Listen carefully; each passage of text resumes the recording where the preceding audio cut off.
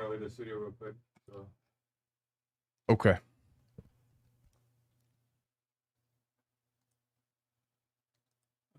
Should I get out of this? Your life of it. Very good. And of course, I have once again screwed this up.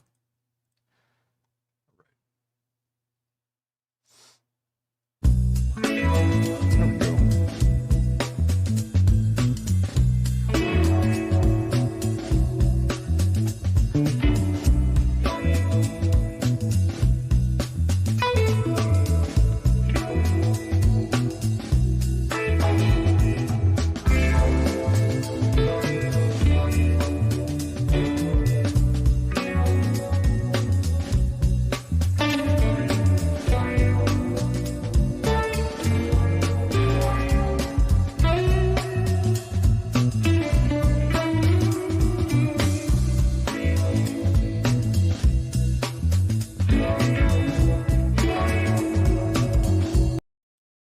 Good morning, everybody. This is Omar Serrano with the Tilted Lawyer podcast, verifying that sound is good. Sound looks like it's good. We are here. The trial has started. Sarah Boone trial is underway. They just concluded opening statements. They're actually moving into some testimony, and it's go time. So I have some thoughts on this particular live. Now, look, we're going to be doing daily coverage of this Boone case. We're not going to be streaming live during the trial, except for today because it's Friday, and this is just the time we stream. I'm going to review and give you my thoughts of what has gone on with the opening statements, give you my impressions of these attorneys that are litigating the case. They are not the theatrical type. That's for sure. I certainly have thoughts about the defense attorneys. Now, look, it's there's been a lot of opinions about the efficacy of Boone's defense attorneys, but you have to understand they're coming into this case with maybe a month worth of prep. And look, I'm not trying to make excuses for them. It was their dumbass fault for taking on this trial, but here we are. The prosecution, on the other hand, has been sitting with this evidence for 4 years now. And so if there is a deficiency in preparation appearing from Boone's attorneys, I mean, it's not that they're going to be given any grace, but there's a reason why it's like that. I can tell you that I think that Boone's attorneys are competent. I don't know if they're any good, but they are certainly competent. They're going to look a lot worse than they are, and it's simply because of the preparation issue. They gave their opening statements. They have outlined their theories of the case, and I can tell you from my perspective that, let me get rid of this. I can tell you from my perspective that there is a real good chance that Boone's stated defense is going to get blown out of the water unless the evidence supports a couple of things, and I'm going to tell you what those are after this. Whatever you might be going through and wherever you might be, this is Omar Serrano with the Tilted Lawyer podcast. I'm here to take your mind off of things. Yes, I'm an attorney. No, I'm not giving you legal advice. We're going to sit and talk like people, as these are the candid thoughts of one practicing attorney, and it's after hours. So have a seat, feel free to have a drink, and join me. Let's get started. So listen, there's a lot of coverage of this case, and what I'm not going to do, because I haven't the time to do it, and I suspect if you're watching my stream, all of you don't have the time to sit there and go through line by line every single pretrial motion that has been presented and argued with the judge. But we learned some things. And what we learned, let me just make sure this isn't any of our upcoming guests.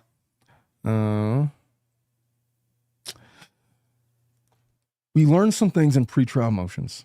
And just to sum it up, basically, the prosecution was objecting to the 550 pages of exhibits that the defense had presented as possible exhibits in the case, and they wanted them to whittle it down. The judge wanted them to whittle it down because what are we trying to introduce the rounds that the nurses were making when Torres was being treated with COVID? What are we doing? How is that relevant to the case?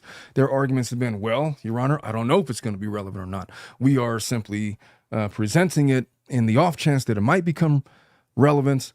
Now, look, it's fine to do that, but usually the way that comes up is in the form of impeachment.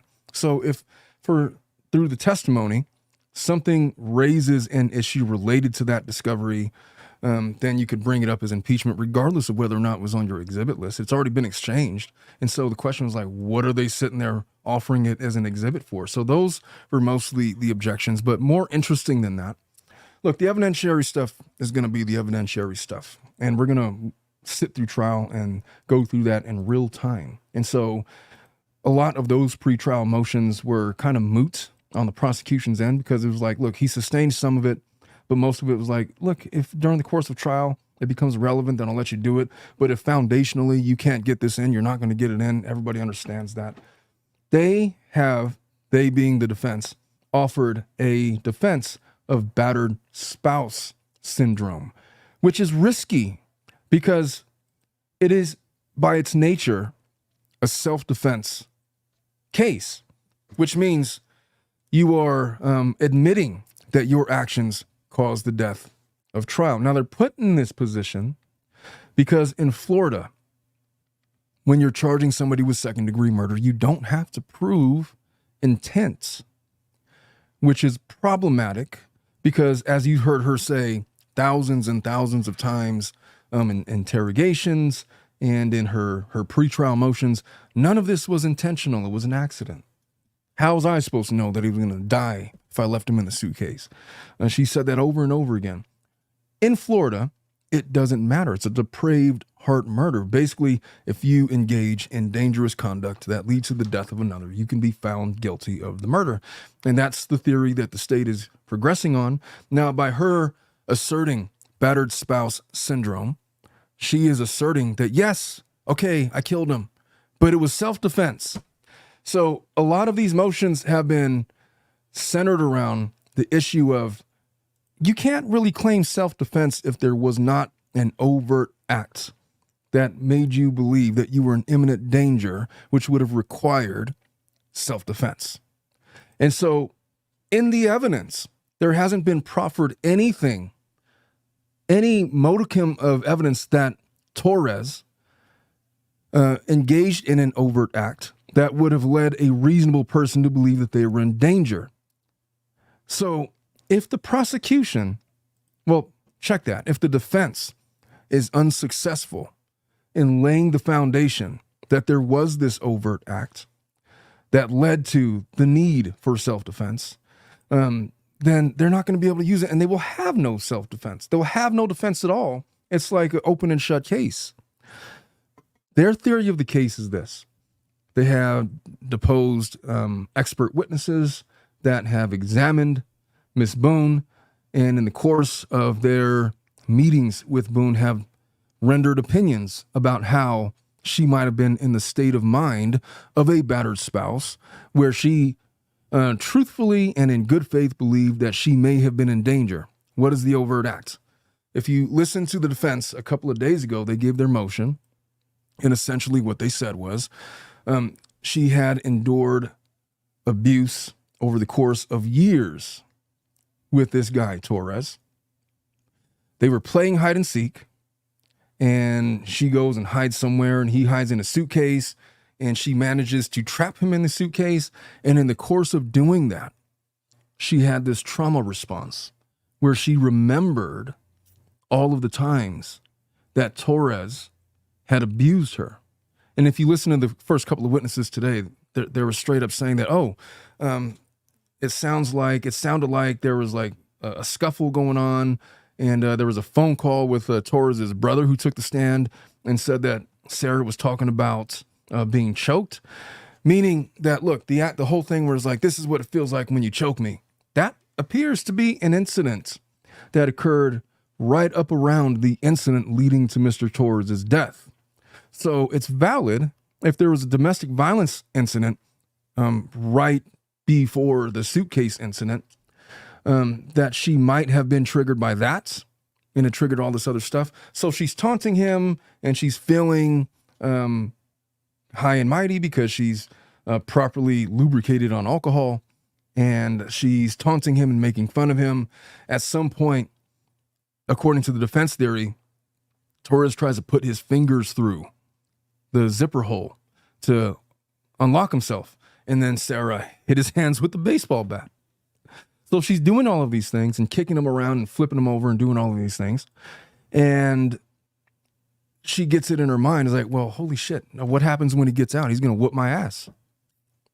And it is that belief that they are trying to stretch this overt act to allow them to argue the battered spouse syndrome self-defense theory. That's what they're going with. The theory is, because she had done all of these other things and she locked him in the suitcase, she believed that if she let him out, that her life was in peril, and therefore it was self-defense to leave him in the suitcase, and that led to his death. That's how they're trying to fit this in. So if you didn't know before, that's the theory that they are operating under. The prosecution has been trying to get rid of that because they're like, bullshit, that's not how self-defense works. You can't, one of the analogies that the DAJ had outlined is like you put a dog in a crate, you lock him in there, and then you decide not to let him out because sometime in the past, the dog had bit you. That's just not how this works. It's not the same thing as self-defense. So I have been concerned with the defense's strategy under how it plays out under Florida law. If the jury doesn't believe that there was an overt act, and good luck with that, it's not going to fly. They're not going to be able to use that as a defense. In other words, if the jury, when they are deliberating, decide that, look, there was no overt act, and so therefore self-defense doesn't apply, and that was the only theory of the case presented, then she's just guilty. Then she's just guilty. Keep in mind that she's facing a minimum of 22 and a half years in jail as a result of this case. She was offered a plea deal last week whereby she would have been out in like 5 years, 5 3/4 years, just under 6, for credit for time served and good behavior at the 65% clip as is mandated by Florida law. She rejected it because she's an idiot. So here we are, we're in trial. Now, the attorneys in this case, when you are arguing in front of a jury, and it's a 6-person jury, there's 6 jurors and 8 alternates, theater matters, presentation matters. And so if you have a charismatic prosecutor or a defense attorney, they are greatly advantaged insofar as they're going to be able to connect and relate to jurors. Trial is all about being relatable.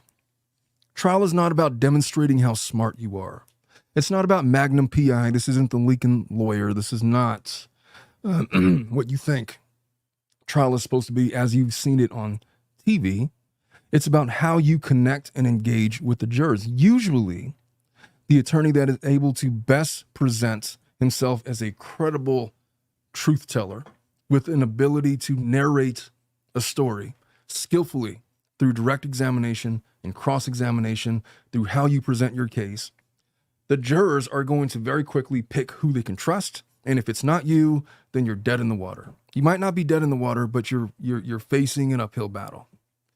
My impression of these attorneys is that I believe that the defense attorney, he might not be the most charismatic guy in the world. He's quirky for sure. I think that there is a world where you would see him in the courtroom and you would see, wow, that guy's really good. I want to hire that guy. But in this trial, he's been getting his ass kicked because he's unprepared. And it's not really his fault. I mean, it is because he took the case, but he's literally had since August, the end of August, to prep for this trial. And the prosecution has been sitting on this evidence for 4 years. And so there is going to be a wide gap in experience level with the evidence that is, the evidence that is coming in, and even the evidence that can't get in for various reasons. And the facts that you've seen the defense present their exhibits, which none of us have really seen, by the way, leading up to this trial, the fact that he's just kind of throwing everything at the wall and hoping that something sticks is evidence of his inexperience with this case, which puts Sarah Boone at a grave disadvantage. Because the jury, like I said, if we're going to pick somebody who we're going to trust, we're going to pick the guy that knows the evidence best. If on the charisma scale, they're both equal. It appears to me that they're both equal. I would not, for example, listen to the DA in this case and like, oh, wow, I want to go have a beer with that guy. Or I would totally hang out with that guy. The defense attorney, honestly, I'd probably rather go. He probably has a lot of good stories to tell. He's an older guy. And he comes off as relatable to a degree. He's quirky. But I wouldn't distinguish them on a charisma scale just simply off of appearances. Now he's being helped. He's got a buddy who appears very subtly brilliant. And he's helped a great deal in arguing the motions in this case and outlining the defense's strategy of presenting their battered spouse syndrome defense. And he speaks very slowly. He's an older gentleman, but he speaks with a lot of conviction, and he poses very smart retorts to objections, and he comes off very well. And he's been involved heavily, and I think he's going to help out the defense a lot in this case. The DA is just kind of on his own, and he's doing, I mean, he's got a whole office behind him, but he is basically, it appears, the only guy that's going to be presenting in this case. So I'm going to break down these opening statements. We're going to rush through them. They weren't that long. They're about an hour long in real time. We're going to speed through them at 1.5 speed. I'm going to give you my thoughts. And together we're going to try to dissect and understand their theory of the case. Now, look, today is day one of trial, of probably a 2 or 3 week trial. I'd be surprised if it went any longer than that, although it may. And I'll give you my thoughts and impression. I'll give you who I thought came out on top. I can tell you this. First impressions. The defense's opening statement was just abysmal. Abysmal in that, I mean, if I were to grade it, I'd give it a C. But what I mean by that is the guy appeared nervous. It didn't really make a lot of sense what he was saying. He didn't really make any impactful statements that I thought was going to sway a jury. If you're talking about just credibility in terms of opening statement, I thought the prosecution's opening statement was more effective. But we're going to go through it together because that's what we do. So let's get through this. I'm going to offer my thoughts as we're going through it. And if you guys have any questions, for sure, leave them in the comments. I'll try to get to all of the comments as best I can. If you really want to get my attention, the best way to do that is to leave a super chat because those pop up and ring in my ear, and I will read your comments on air. Otherwise, I'm going to do my best to get as many of your comments in as I can. But let's get through this because, hey, it's a big day, man. Opening statements in the Boone trial. So let's get right into it. What did I do? Where did it go? Here we go. Proceed with opening statements this morning. Both the state and the defense will have the opportunity to present them. I ask that you listen closely to those statements that they're going to provide. But remember, these are not evidence. This is just the party's belief as to what the facts and the evidence will show in this case. After the conclusion of the opening statements, we'll begin with the state's case in chief through witnesses. With that, Mr. J, you may proceed, sir. Thank you. Now, folks, there's going to be difficulties hearing these attorneys because they're not really speaking into the mic unless they're standing at the podium. So you're just going to have to do your best. I left the captions on to try to help out. Well, let's just see how this goes. What the evidence in this case is going to show you is that this defendant zipped Jorge Torres shot in a suitcase. He was able to do this because at the time of his death, he only weighed 103 pounds. And she did this with the malicious intent to punish him. And then she went up to sleep and left him to take his final breaths on this earth alone.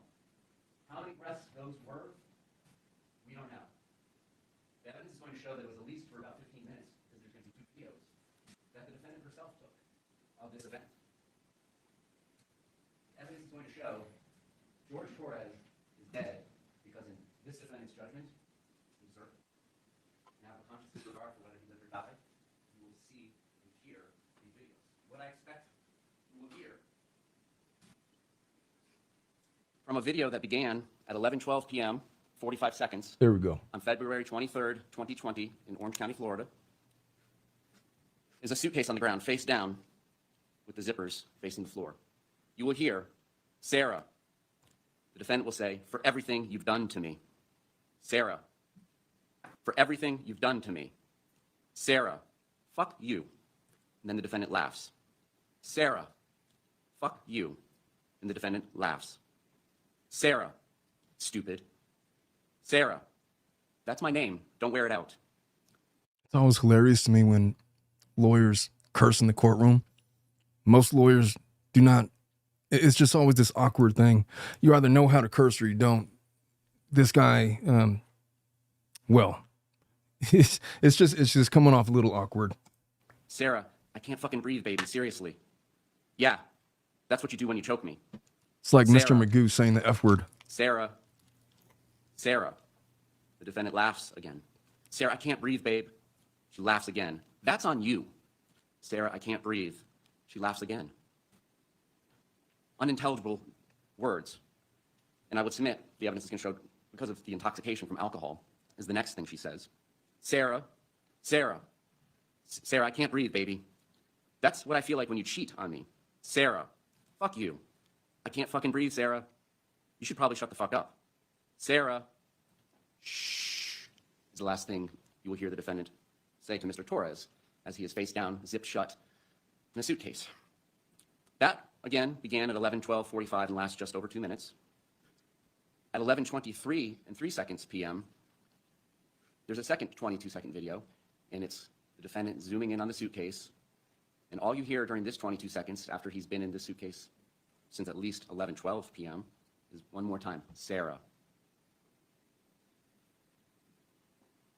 How did we get to this point where 103-pound Jorge Torres is put into this suitcase left to rot? Well, the next morning, the defendant wakes up, late morning, perhaps early afternoon, somewhere in this time range, several hours later.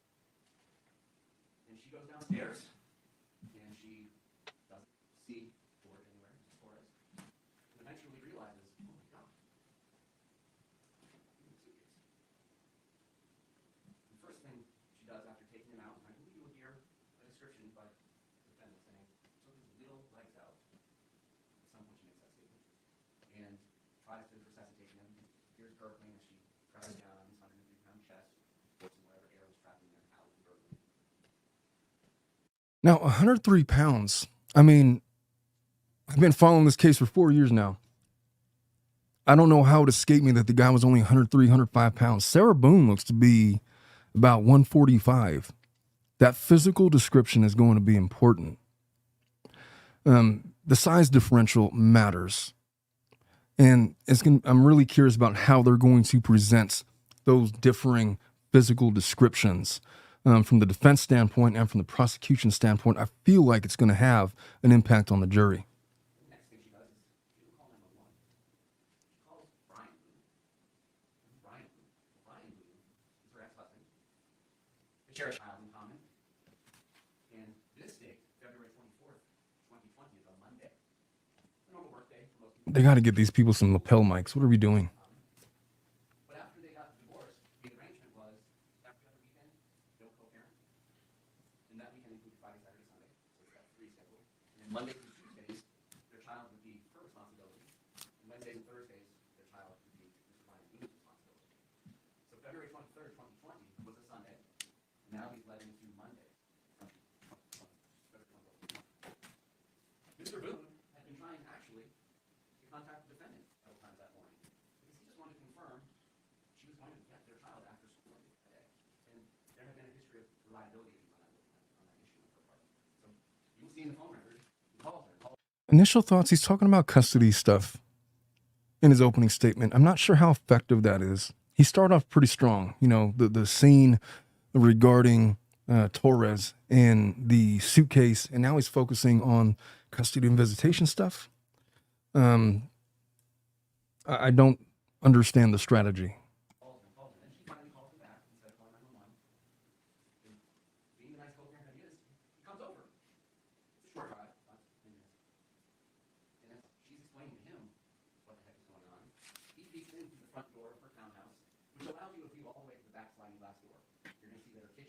is off to the right, but there's a doorway that you can see all the way through. And on the back side of the kitchen and the breakfast area, there's tables and stuff. There's also some blue legs sticking out in view. Brian Boone says, check please. You need to call 911. He doesn't set foot into that townhouse. He does wait outside though. Being a good co-parent that he has been. So now, after having first called her ex-husband, after having first waited for Brian Boone to come over, the defendant takes the 911 call.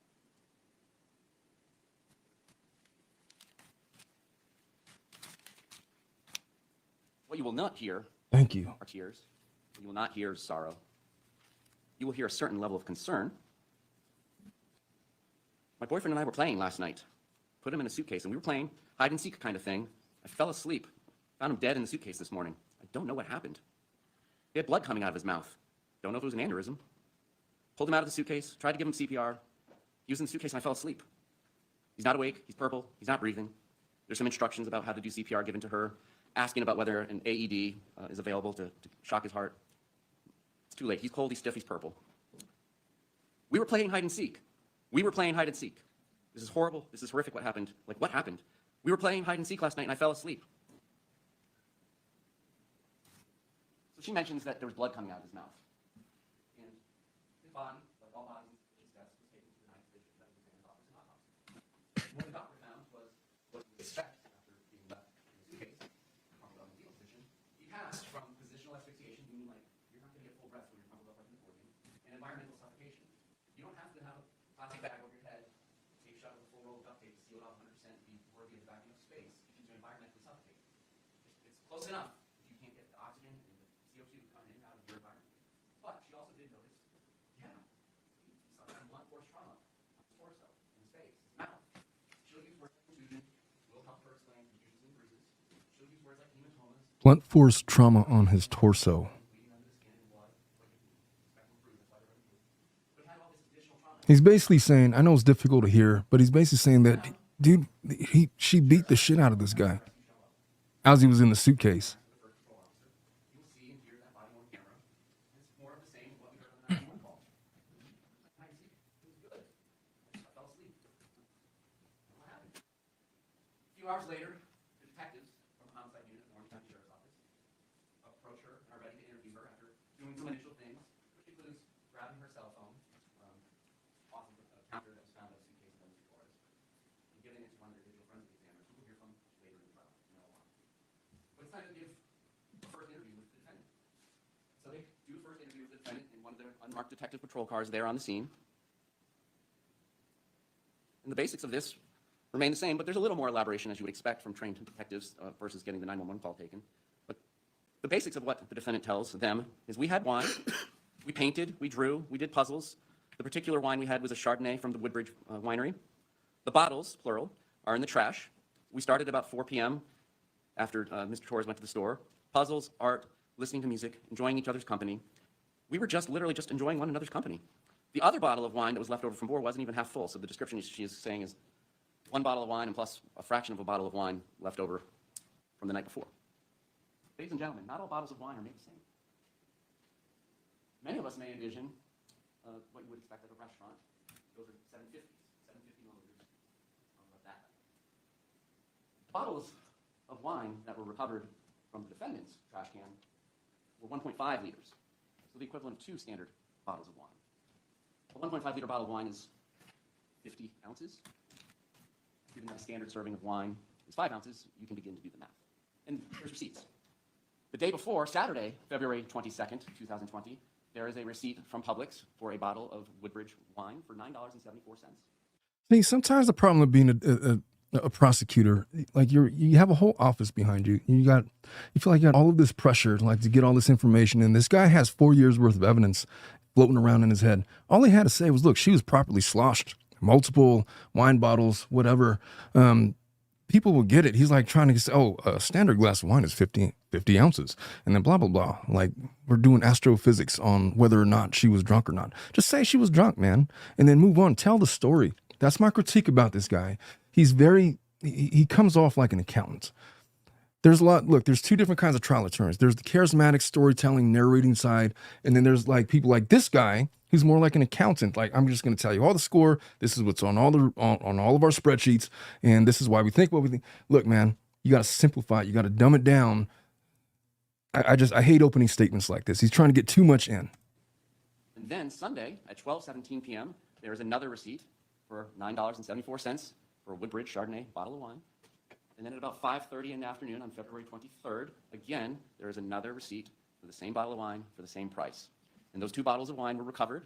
They're going to be produced to you in evidence, and you will see that they are, in fact, Magnum bottles of wine. So that's the context that we're dealing with when we hear things like, we only had one bottle of wine, and we finished what was left in the bottle of wine from before. Well, ladies and gentlemen, there's two 1.5 liters that apparently were consumed by a 103-pound man and the defendant, who is in the same weight class. Arguably, she's not in the same weight class. Matter of fact, some of you in the comments are basically saying that she is what did Saltina say? Boxing weight divisions are a good reference guide here. He was a straw weight and she was a lightweight or super lightweight. Yeah, the difference between 105 and 140 is significant. When I was wrestling, my high school weight as a freshman was 145. And when I would wrestle somebody that was 103 is different. Now, look, there are obviously different genders and different things at play here. But his point is basically 2 1.5 liter bottles of wine. You're going to be properly sloshed. But then again, it's like, why say all of that? Why don't just say we're going to introduce evidence of their intoxication, because he's just going through the receipts. He's going through it in this tedious way as opposed to a storytelling way that I feel like is not the most effective, but I'll let him be the expert. Plus, if you believe that the defendant and the decedent would leave leftover wine from any given day, any additional wine that was remaining from the 1.5 liters from Saturday. Ladies and gentlemen, that's a lot of wine. So in that context, we were just having wine, enjoying each other's company. At one point, we played hide and seek. She says she didn't zip it up all the way. There was enough room, in her words again, there was enough room for his little fingers to get out. We were still having a good time and whatever. And basically, you know, Mr. Torres is stressing out about jobs, his ex-wife, about money, and so they're just doing puzzles and doing things to keep his mind off of it, doing art, playing with dogs, dancing with the dogs, playing hide and seek. We were always trying to outdo each other where we could find each other the best.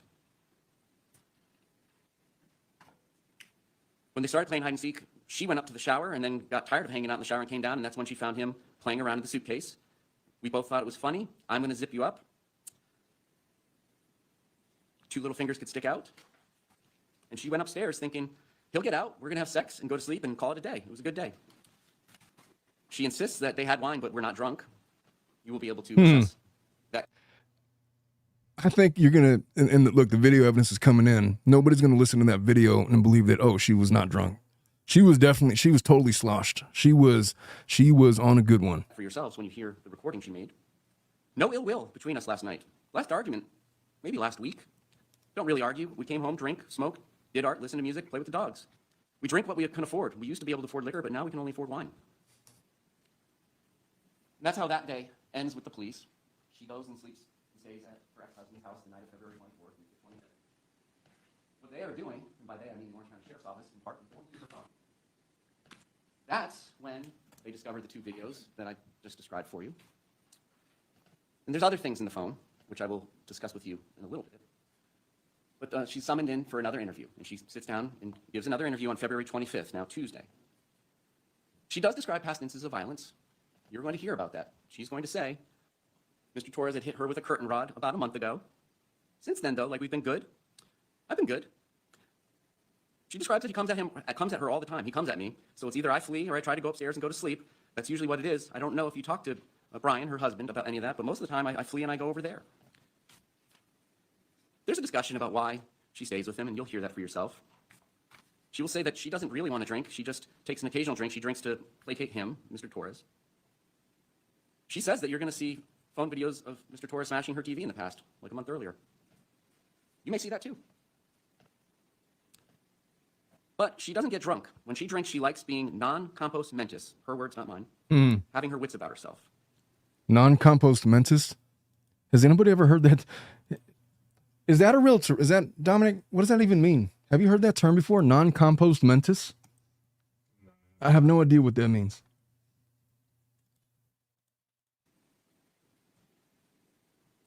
Then she gets to the hide and seek again and describes that they've played it 3 times before, but had never zipped one another shut in it before. And they were really just running out of places to hide because it's just a townhome. She does not remember, according to her, she does not remember taking any photos or videos of the night's events. At this point, they ask her, well, would you like to see it? And she says, I can't watch this. I flipped them over, and that's where it was. Guys, this is killing me right now. That's why I flipped it over between the 2 videos. I didn't do anything intentional. Discussion over whether he had enough room to get any of his fingers out from the zipper. My intention was not to leave him there. We both got in there. Both of us were in there. When she went upstairs, my plan was not to, quote, he'll be up here any minute. My plan wasn't to leave him in the suitcase. Why is all this going on? It's the drinking. That's what it is. It's the drinking. I thought he was okay. Guys, that's how we were with each other. Nobody understands our relationship. This whole suitcase thing never happened before, though she described it happening before. I'll never drink alcohol again. She insists that she has no injuries on her, and you don't have to take her word for it because they took photographs of her, and there were no injuries on her. She insists over and over that there was no violence that day. It's like, okay, we're in a good place right now. They asked her about saying fuck you to Mr. Torres. Well, that's just being playful and having a good day. Everybody's having a good day. I didn't touch him, nor did he touch me. Her words.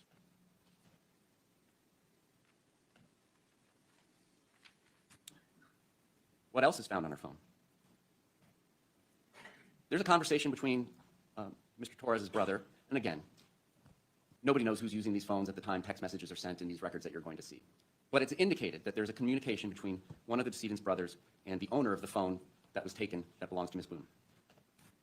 The text from the brother is, yo, my daughter told me what you did, Sarah. I don't want you around any of my daughters or nieces and nephews. And that's Christmas 2019, just under 2 months before this event. She replies, or the person using her device at this time, ugh, your quote-unquote dad hit me in the face. The next text is, hide and seek, I shall.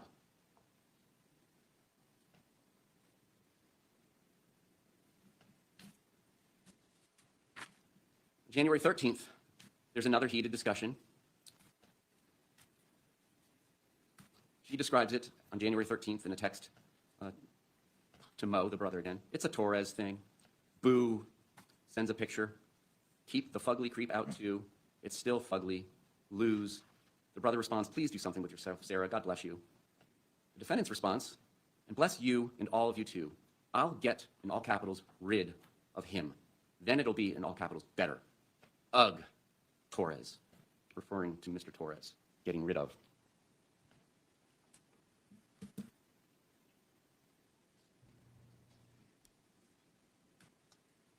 And that's the case. That's what the evidence is going to show. But we, the state of Florida, and the members of the All right with this guy. we're all going to come up to a door that says, danger, keep out, stay away. He's going to wrap this up pretty soon. And then I'm going to give my critique. The door, we shall not enter without permission and invitation. Halloween in like 13 days.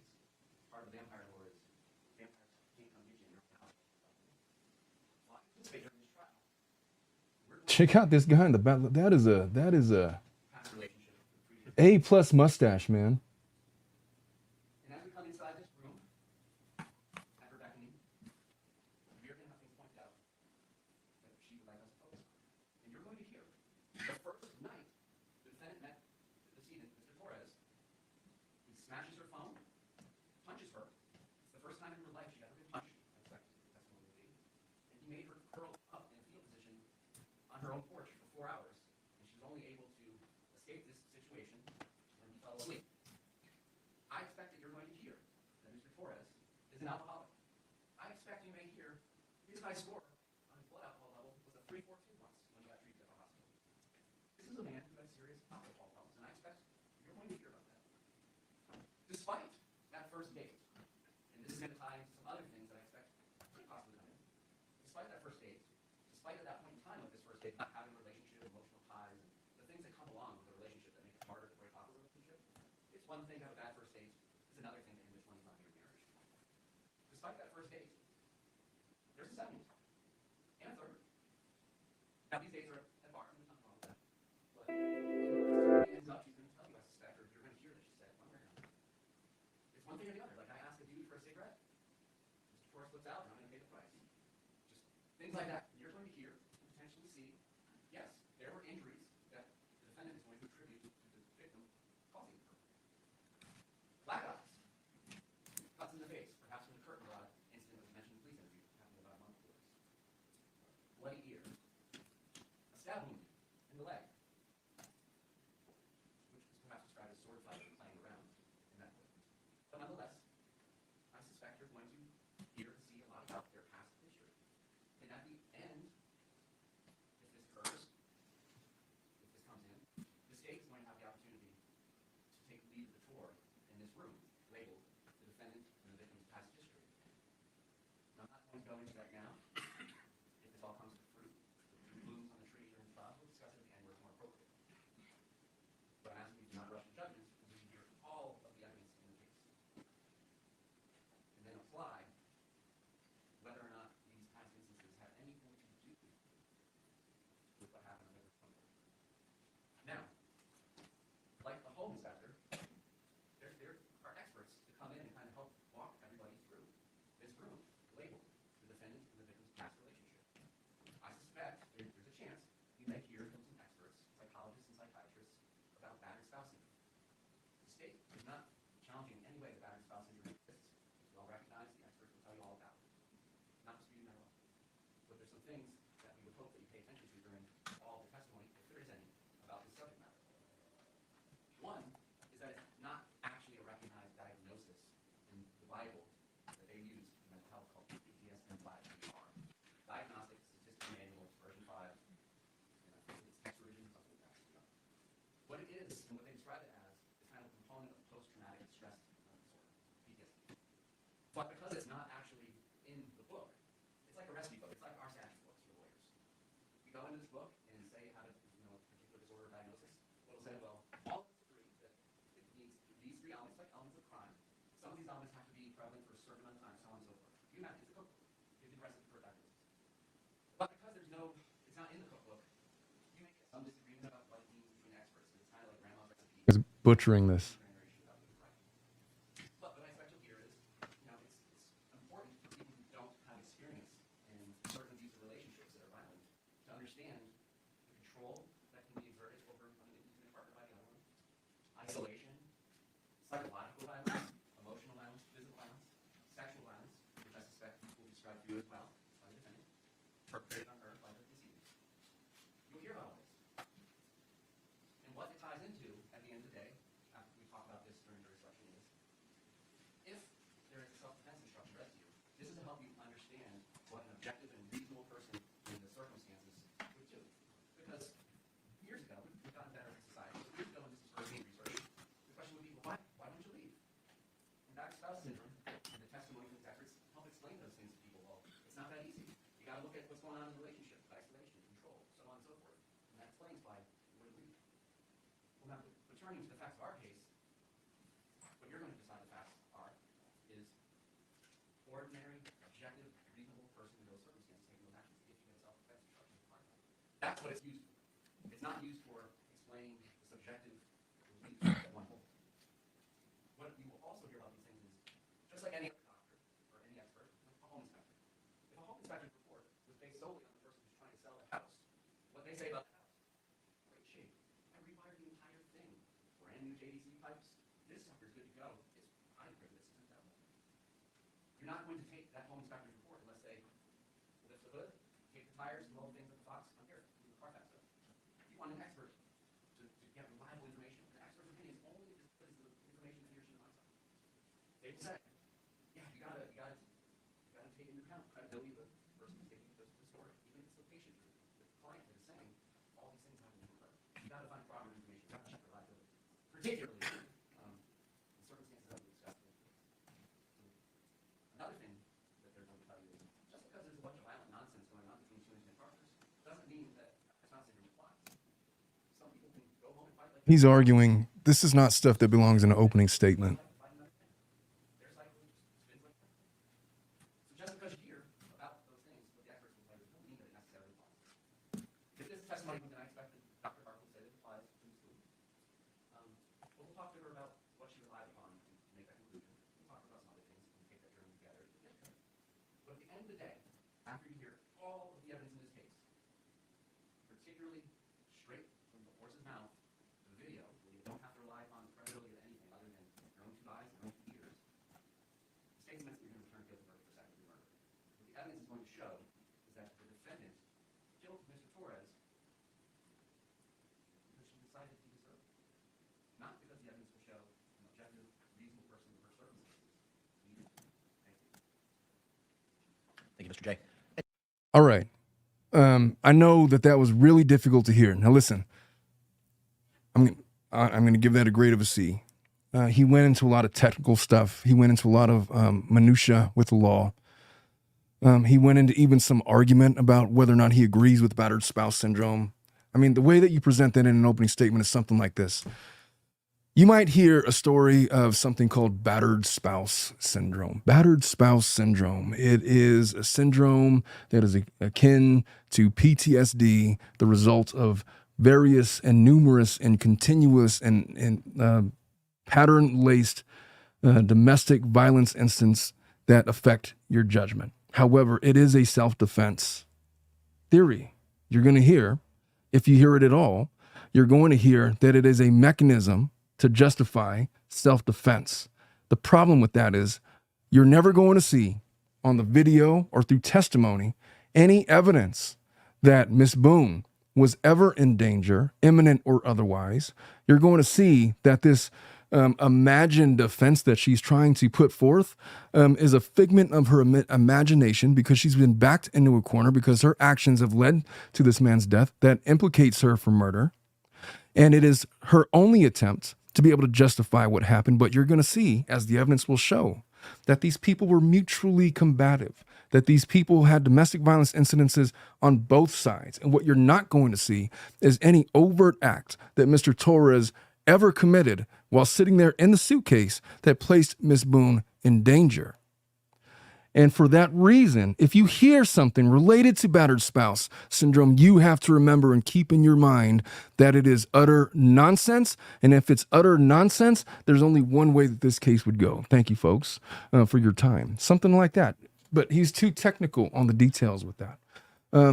Look, it might be nerves. It might just be that's a style, whatever. But in my opinion, he was trying to teach way too much the jury about this rather than give a brief narration of what the evidence was going to display, what to look for. Because once you put in the jury's mind that, look, the overt act thing, it has to be there. Otherwise, it doesn't work. He doesn't have to teach them that.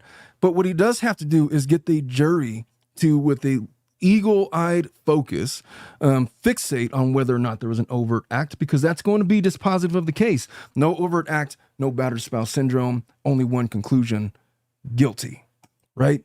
But he goes on to try it another way. So let's see what this defense, I'm hoping that we can hear him a little better than this other guy.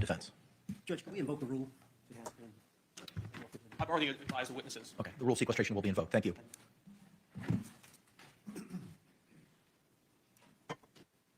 You may proceed, sir. Ah, shit, he's going to stand over there. All right, I'm going to try to turn this up as much as I can.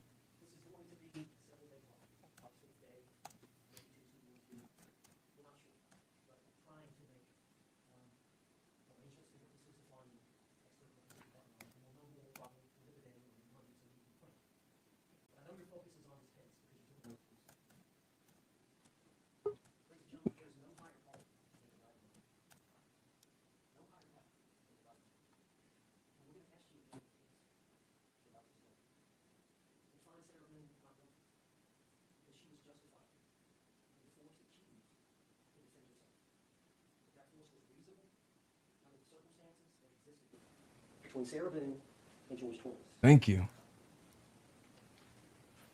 Sarah Boone and George Torres were down and out, as you can be. Their life centered around alcohol.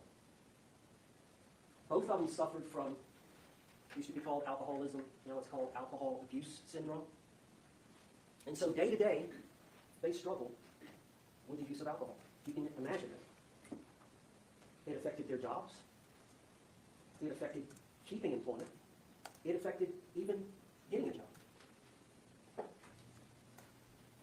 As codependent as you can be towards each other. And you're going to learn, with all that, was domestic violence. And that Jorge Torres physically abused Sarah Boone. And she suffered from the effects, the psychological effects that one suffers from repeat violence from an intimate partner. They were together over 3 years. And there were several prior incidences of violence. We've got the photographs. There were incidences where police were called who took photographs. So you're going to be able to see the evidence.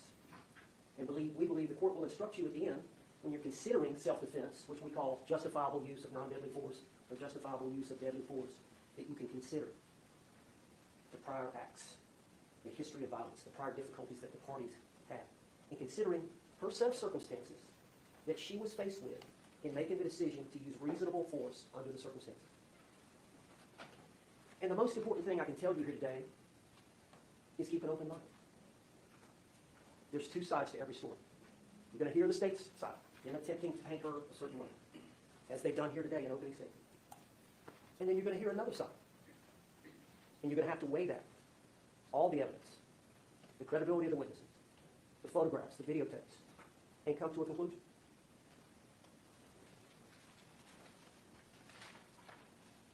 Now let's talk about this day, February 23rd of 2020, the date of this event. This case has been pending for some time. Here we are, October of 2024. I think the evidence is going to show that they had purchased some wine the day before, but they hadn't finished all of that. So it was in the refrigerator. Many times that's how they start their day. At some point, you're going to see a video from Publix, from where they live. I believe it's Winter Park. But Publix was not too far from their apartment complex. And they took their car, they drove over there.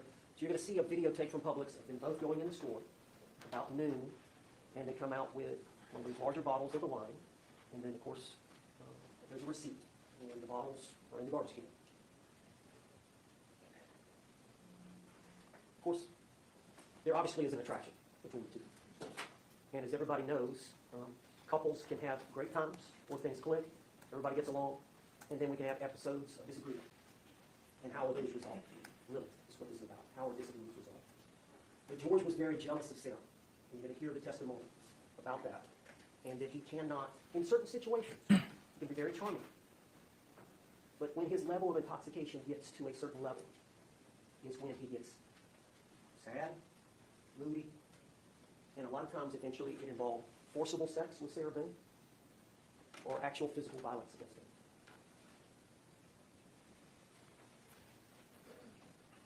They bought the wine. It's a simple life. They don't have much money. But they both like art. They did that for a while. They both like puzzles. They did that for a while. Well, about 5 or so, the wine bottle was gone. And George had said, I want to go get some cigarettes. So there's a convenience store right close by their apartment complex. And Sarah thought he was just going to walk over there and get cigarettes and come back. But no, what he did was he got her keys, he got her debit card, and he went over to the Publix and he got another bottle. I think that was about 5:30, something like that. And again, there'll be the Publix video showing him going in, going out, and there'll be a receipt for the purchase of that bottle, and then there'll be that bottle. Will be in the garbage can along with the other bottle. Well, when he comes in with the second bottle, Sarah knows. This is not good. She knows this means he's going to get to another level. Oh, this is such a bad idea. Why is he doing it like this? So Sarah's concerned. So she attempts to placate him, keep him busy, keep him in a good mood. They drink that bottle, but she drinks as well. And at some point, they're intoxicated at a high level. As some people do when they're drunk, they get silly. And they decide to play a game of hide and seek. As you She do goes upstairs on Thanksgiving. to the shower and waits for a period of time. And he doesn't come to her. At some point she gets cold, she gets tired, she wants to go see. Well, maybe we got it mixed up. Where is he? So she goes downstairs, and they had gotten a suitcase down a week or so ago. It's an old suitcase that they were going to donate to Helping Hands or Goodwill or somebody, and they were putting some items in there. And it's a broken down suitcase, it's a large suitcase. They both weigh about 100 pounds. And they don't eat good. malnourished to a large degree. She does not weigh 100 pounds. But the pull handle is broken off. And they've attached a little paper clip that's got the rubber around it, and that's how they move back and forth. Well, as she comes down the steps, she sees him getting in and settling in the suitcase. So she walks over there, and they see each other, they smile and laugh, and she zips him up. And she zips him up, and they laugh for a while. And they carry on. She sits on the couch, and at some point he says, "I can't breathe." Now, his face is facing the zipper, and she's got 2 or 3 inches that she's opened it. And she doesn't know. They're intoxicated. She doesn't know whether he's just saying that to try to get her to get him out or what. But he's a captive audience. Physically, they're the same size, but he's much stronger than her. If they got in a fist fight, he would win 100 times out of 100. But she's got him now. He claims he can't get up. He has to sit and listen. It's a unique form of physical restraint. And so she lets him have it. Says things she shouldn't say. You'll see the video. It's about 2 minutes long. Commits felony in the act. She turns her phone on and videotapes it for about 2 minutes.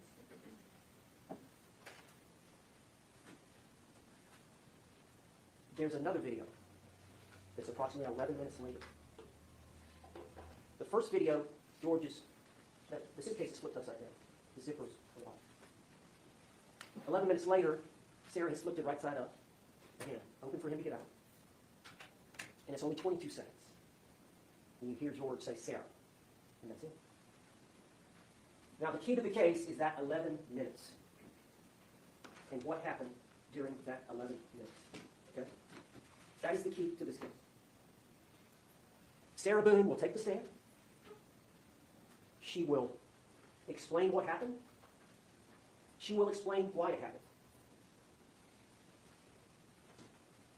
The evidence will show that she was justified in the action she took to prevent an attack from Jorge Torres. And by the way, she has to take the stand in this instance because there's no other way to lay foundation that there was an overt act. She was the only one in the room. So where you're supposed to have a Fifth Amendment right to not incriminate yourself, she's being forced to take the stand by virtue of her chosen defense. Which the law acknowledges that every one of us has a right to invoke, the right of self-defense.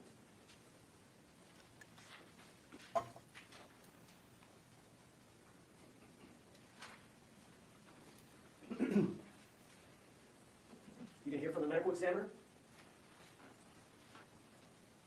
She is going to tell you about some bruising on Jorge Torres. Of course, he was in the suitcase a while, deceased, we believe. And that changes things a little bit, as the medical examiner will explain. But there's some bruising. Sarah's going to explain that to you. Why that happened. What were the circumstances surrounding that? Involving the bat. Her son comes and stays with him from time to time. He has his own room. He has several of his things there. And there's a bat downstairs. The same bat that Jorge Torres used, and there's a video where George is threatening Sarah. And he's swinging the bat at the TV about as hard as he can. And he does it about 6 or 7 times. You'll see it. Sarah's recording. And it's during an argument. And he's trying to intimidate her.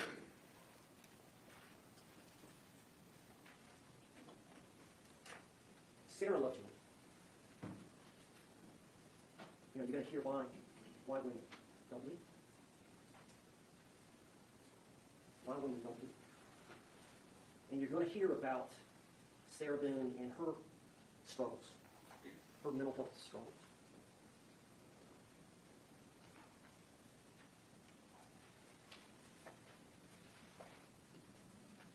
Sarah had no intent to kill. The prosecutor mentioned she wanted him to die. Farthest from the truth, she loved the man. She hated the abuse. She couldn't leave him. She tried. She tried kicking him out 6 or 7 times. He kept coming back. She changed the locks. He kept coming back. She didn't have the family. She didn't have the support. She was weak, vulnerable. You're going to hear it all. You've got to take that all into account to try to understand what happened and the circumstances surrounding this tumultuous relationship.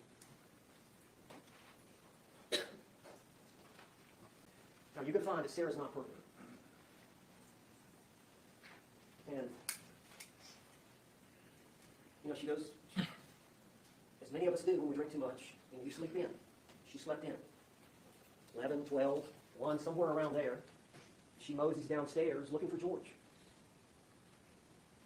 thought he was on the computer looking for a job. She looked outside, he's out smoking a cigarette, and she sees the suitcase.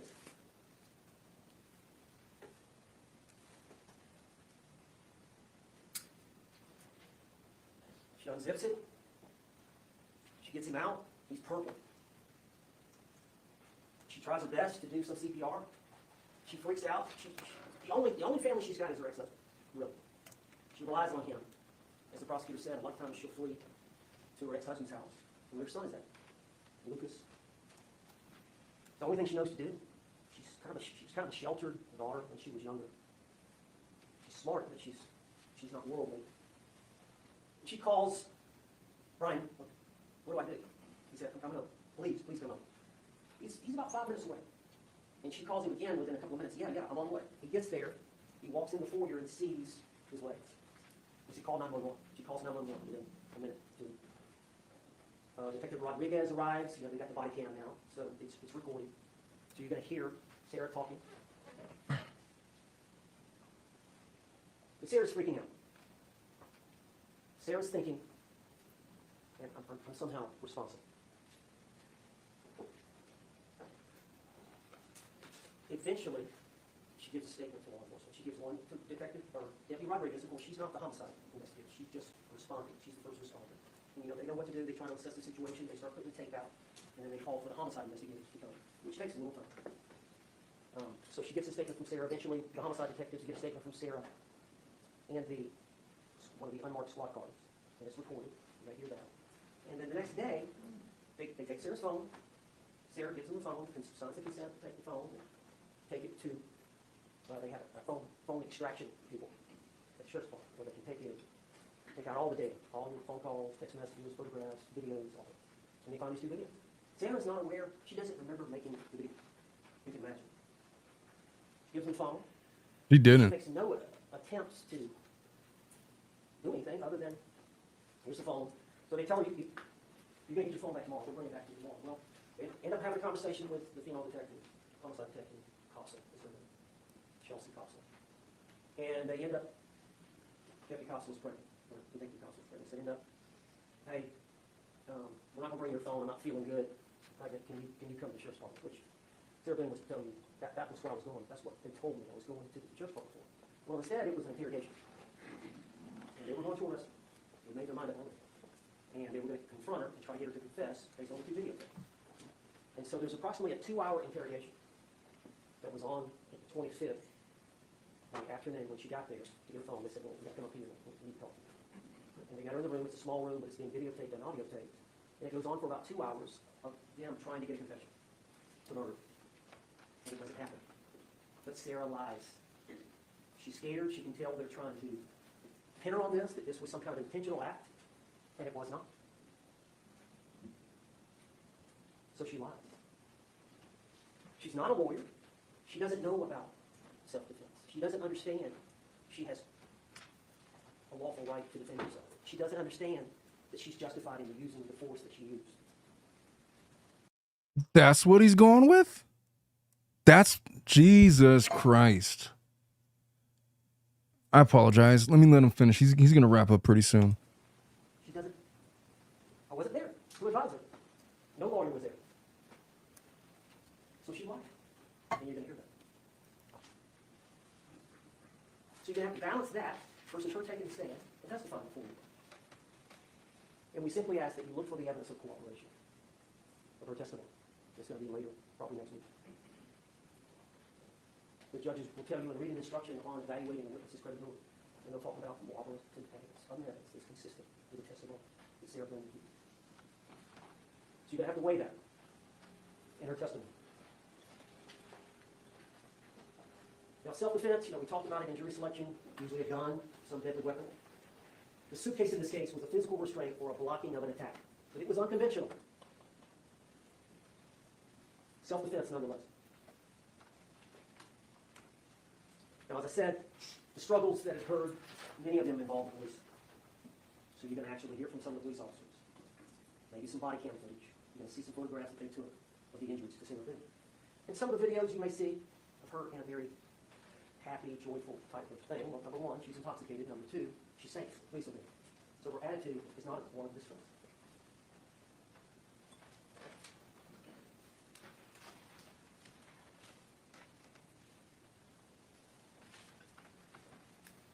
You know, we're here today, it's full, packed courtroom. The defendant's here, but you're the most important people. Because you've got to decide this case honestly, fairly, and according to the law. And we talked about the two biggest principles from the Constitution that apply.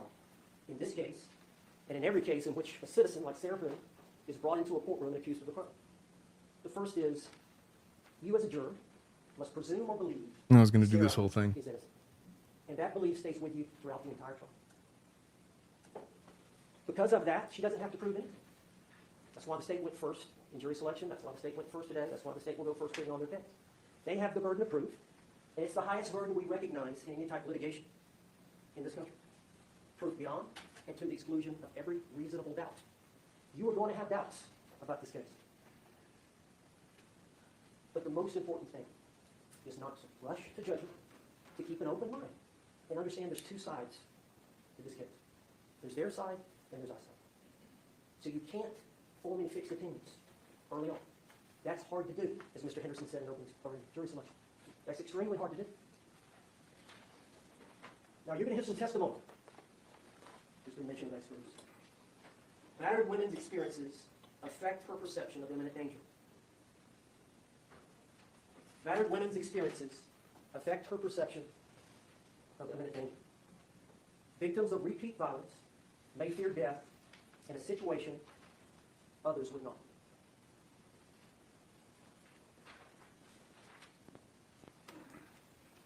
After hearing both sides of this case, we're confident you're going to have a reasonable doubt. And we're going to ask you to follow the law and do justice in this case. And find Sarah Boone not guilty, because it's the right thing to do. Okay. So, if I'm great, look, this might be a hot take. This might be a hot take because I understand how people are perceiving this case. And look, you guys are, if you're following the Sarah Boone case, my guess is you've been familiar with this case for a period of years. But you have to believe that there's 6 jurors sitting on the panel right now, and presumably they don't know anything about this guy. I don't know who Sarah Boone is. Not everybody knows who Sarah Boone is. When I talk to people about this, I talk to people about all kinds of cases because they know about my channel and whatnot. They always ask me about my channel and the cases I'm covering. When I talk about Sarah Boone, I'm shocked about how many people don't know about it. So you have to take this from the juror's perspective. They know nothing about the case. And so my grade for the defense attorney is going to be based solely on this. I thought that his presentation and his relatability was superior to the DA's. I do. I think that I would give him a B- to a B in terms of what he did with what he has to work with. And look, I'm going to do things like, oh, this is how I would have done it, and this is how I would have presented the opening statements. And look, I'm not the arbiter of perfect opening statements. But my opening statements would have been something like, this lady has endured years of abuse at the hands of Mr. Torres. There was a history of abuse spanning years. There's a history of her being experiencing severe injuries at the hands of Mr. Torres, facing severe consequences whenever she pissed this guy off. So for right or wrong, when she sat there, and you're going to hear testimony, the fact that they were drinking and that she was inebriated and he was inebriated, you're also going to hear that whenever he was inebriated, he became whatever he was as a sober individual went out the window. When he was drunk, he became a demon. And what Sarah Boone believed was lurking in that suitcase was a demon, such that if she were to let him out and he were to, with nobody there to defend her, have her way with her, then her life was in peril. She knew that this game had escalated beyond something that was reasonable, but there's nothing she could do about it. Now she's in a position, as the evidence will show, that had she had left him out of the suitcase, he would have potentially taken that baseball bat and obliterated her face. You're going to hear theories about the battered spouse syndrome and whether or not it's a viable defense and whether or not she was actually defending herself. The evidence is going to point to the fact that had Torres been allowed to exit the suitcase, then he would have potentially murdered her.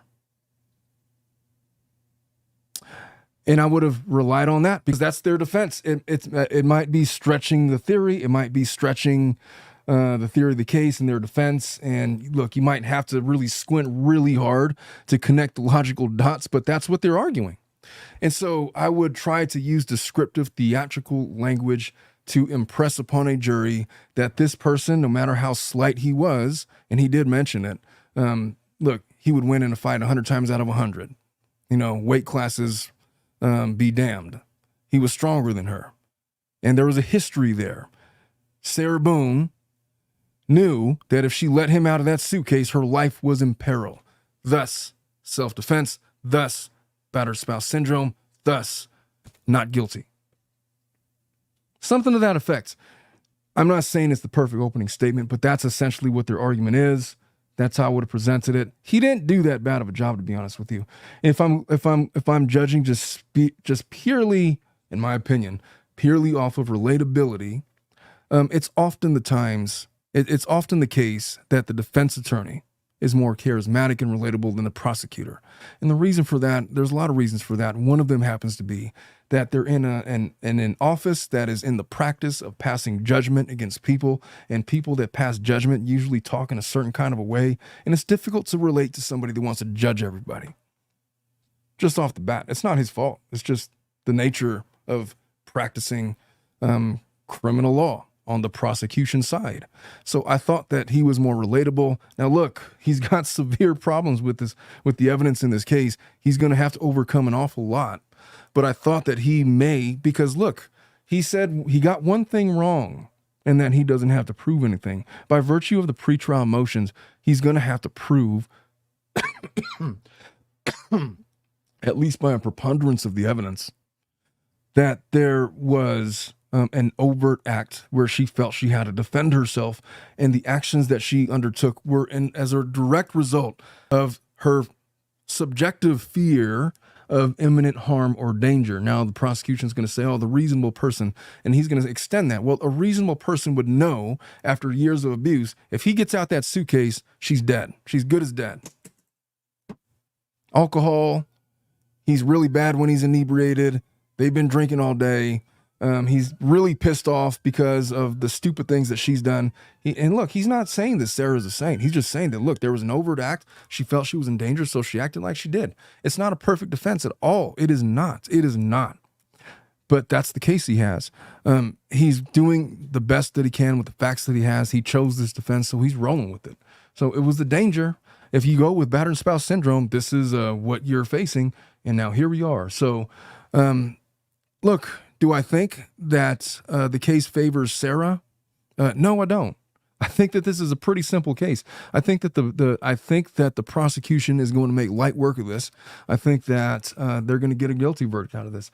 I'm just saying that I, in some ways, empathize with the defense counsel's position in that he had a month to sit with his evidence, and he's doing the best he can with a very difficult client. Look, he voluntarily took on this case. It's his own dumbass fault. But with what he has to work with, he's representing her. And interesting, you're going to see that at the conclusion of testimony today, the judge asked her point blank on the record, do you have any problem or issues with the way that your defense attorney is representing you, their theories of the case? Sarah says no. They did that for a couple of reasons. One of them is so that she can't appeal based on ineffective assistance of counsel. Look, her counsel is competence. Whether or not you think you want to judge him because he's got a bad case, I'm seeing different things. I'm seeing he is a relatable defense attorney. He's a good attorney. He knows how he's not intimidated by the facts of his case, which is a good thing. Oftentimes you'll see attorneys that don't want to take cases because the facts are well in the other side's favor, and they just don't want to look like a dumbass in court, so they're not going to take the case. This guy does not have that fear, and that's a good thing for Sarah. I had originally opined back about a month ago when he sat on the case that I thought he was a really good attorney for Sarah, and that I thought that as difficult as the case was, he's the kind of guy that you would listen to and at least hear him out before passing judgment. The other attorney's really good as well. We haven't had a chance to see him yet, but those were the opening statements.